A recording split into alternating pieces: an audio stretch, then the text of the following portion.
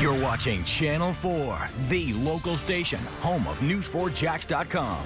Channel 4 News starts now.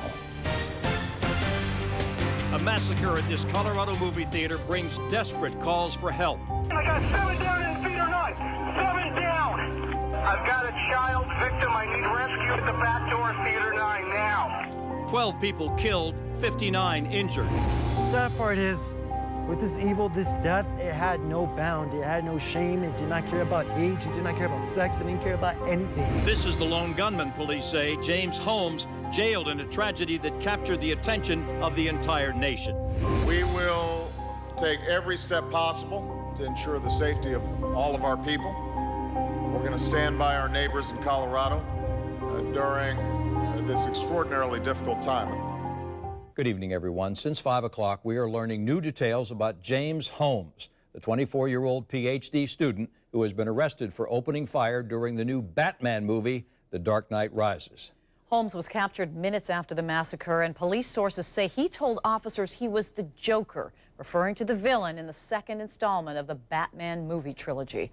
Right now, investigators are monitoring his apartment for gases in an effort to determine what chemicals might have been used in booby traps inside there in case they go off. The suspect's building and 5 others nearby have been evacuated. Police say it could take hours, even days, to end the danger there. As for what we're learning right now, of the 59 people injured, the youngest includes a 4-month-old baby and a 6-year-old child. 2 other victims were in the Air Force. 1 was in the Navy. A second sailor is unaccounted for. Our news team has been gathering information on this tragedy all day. We've checked with local theaters about security and with the city's first responders on their training should such a thing ever happen here. We start with Channel 4's Elizabeth Cade, who has been listening to interviews with witnesses at the theater and the 911 calls. She's joining us now. Elizabeth. Tom, listening to 911 calls, you can hear the chaos after the shooting. It's estimated about 200 officers swarmed the theater, finding dozens of victims. Investigators have not released the gunman's motive, but witnesses describe the night as horrific. Team 6, we got another person outside shot in the leg, a female. I got people running out of the theater that are shot. Chilling calls for help moments after the overnight movie theater massacre in Colorado. I got 7 down in feet or not. 7 down. Witnesses reveal panicked moviegoers scrambled to escape from the masked gunman. Little girls were shot. Little boys were shot. Elderly people were shot. Teenagers were shot. People that were still in high school, they were shot. He did not care. Death did not care at all about age, sex, or anything. Police identified the suspect as 24-year-old James Holmes. Dressed in tactical gear, investigators believe Holmes set off 2 devices to distract the crowd before spraying the theater with bullets from an AR-15 rifle, a 12-gauge shotgun, and a .40 caliber handgun, killing 12 people and wounding 59. All I saw was a man bust open the entrance of the right corner, and he throws a tear grenade, and you know, we're thinking at that point it's part of the show, and you know, but then we realized he started shooting out some rounds, and that's when we realized it was serious. There was a lot of screaming, and it was shocking. The victims flooded area hospitals as police worked to secure the area. Investigators say they quickly found Holmes' car, a white Hyundai, parked behind the theater. Within roughly 1 minute to a minute and a half, police officers were on scene and apprehended Mr. Holmes in the back of the theater. Police believe Holmes acted alone, but at this time cannot determine exactly how many rounds were fired. But witnesses remember it as a real-life horror film. We need rescue inside the auditorium, multiple victims.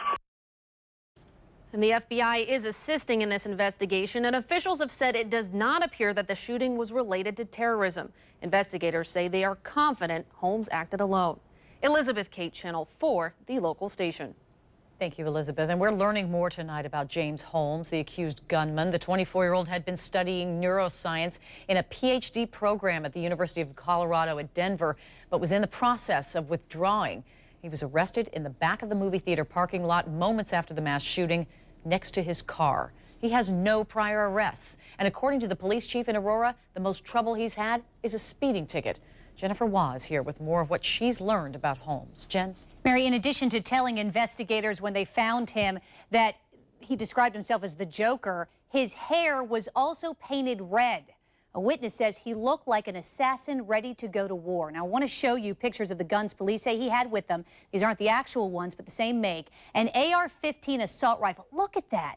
It's basically the civilian form of the M16. He was also carrying a Remington 12-gauge shotgun, which you see there on the left, and a .40 caliber Glock handgun. Police now say he bought them legally, one in May, another in June, and the third one just this month. Police say Holmes bought a ticket and walked right in with everyone else early this morning. This is YouTube video right after it happened. But then they propped open an emergency exit door in the theater to change. They say he put on a gas mask, a ballistic helmet and vest. And that's exactly how they found him. We know that he grew up also in California. His family lives in San Diego. In fact, a news reporter on the West Coast says that when she called Holmes' parents, his mother answered and said, quote, "You have the right person," apparently speaking on gut instinct, and then said, "I need to call the police. I need to fly out to Colorado." Now, hours later, the family released this official statement saying, "Our hearts go out to those who were involved in this tragedy and to the families and friends of those involved." A spokesperson says what happened has taken everyone in the family by surprise.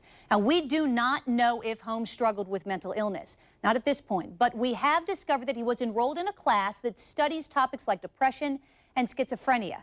We hope to learn more in the coming days, but here's how another witness described the shooter, saying, quote, "He was calm and almost strutted in and then started shooting, stopping only to reload, like shooting fish in a barrel." Tom? Thank you, Jen. Sheriff Rutherford has released this statement about the massacre. He said, "Our condolences go out to the families of the victims and the citizens of Aurora as they deal with this senseless and heinous random violent incident that has struck their community. We ask that you also keep the first responders in your thoughts and prayers as well." The Sheriff's Office is among the first responders here and others in Jacksonville who train to deal with any event that causes mass casualties. Jacksonville's worst shooting rampage was the GMAC massacre in 1990, a tragedy that has never been forgotten. Channel 4's Jim Pickett has been talking with some of the professionals who would have to deal with the worst kind of an emergency. He's joining us now live from Shands. Jim? Tom, you can imagine how chaotic it is when something like this happens. We've seen it here in Jacksonville, but we've also seen how they respond. It's been 22 years since Jacksonville has seen a deadly mass shooting like that in Colorado. In June of 1990, 10 people, including the gunman, were shot and killed at the GMAC offices in Bay Meadows. That put Jacksonville on alert, and emergency crews say they learned much that day on how to handle mass shootings. There's plans, not only within the fire department, but within law enforcement of how to deal with that to get the quickest medical care to the victims and yet still secure the shooter. Those plans are not only for shootings, but for severe accidents, like the explosion that shook Jacksonville back in 2007 when the T2 plant exploded, killing 4 people and injuring 32 others. This is also a time when local hospital emergency rooms come into play. Each hospital is put on alert and told to expect patients, but according to Dr. Eric Freiberg, it's hard to train for these events. I think Jacksonville in general can handle it. Okay, we have the potential to handle it. We certainly have the resources to be able to do that. It takes a lot of coordination in order to do it effectively. In other words, the typical thing is trauma always comes here. And what do we do if we don't know what else to do? We do what we normally do. And one of the typical problems is, therefore, in a mass casualty event, nobody would recognize it as such, and they would bring all 50 here, which would not be in the best interest of the casualties, because even we would be overwhelmed at that. Now, with talk of budget cuts, taking away police and fire personnel, will that have an effect on how we respond to these types of incidents? You know, I can't foresee a situation where cuts would get so deep as to affect that kind of level of response. You know, obviously that with these budget cuts, there are things that are being impacted, but we're intentionally making sure those are more ancillary services. Anything that deals with critical life safety will always be the #1 priority. Sheriff Rutherford also commented on those budget cuts as well, saying that he doesn't think that would have any effect, that they would always respond the best they could despite any budget cuts, because everyone would respond. And of course, if we've seen over the years, they do drill for this several times a year. We're live from Shands, Jacksonville. Jim Pickett, Channel 4, the local station. Thank you, Jim. Our coverage of this movie theater massacre has much more coming up at 6:30. Politicking interrupted, how President Obama and Mitt Romney responded to the massacre while on the campaign trail. And when we're not on TV, you can look for updates on news4jax.com. We've created a special section on our homepage where you can listen to witness reaction, look at slideshows, and even read tweets from celebrities giving their condolences. You can also find updates on our Facebook page and Twitter. Look for the hashtag theater shooting. We will continue our coverage of this tragedy that has touched so many people. For those who may be fearful of a theater, what a local expert says is the best way to discuss such a terrible event with your children. That's next.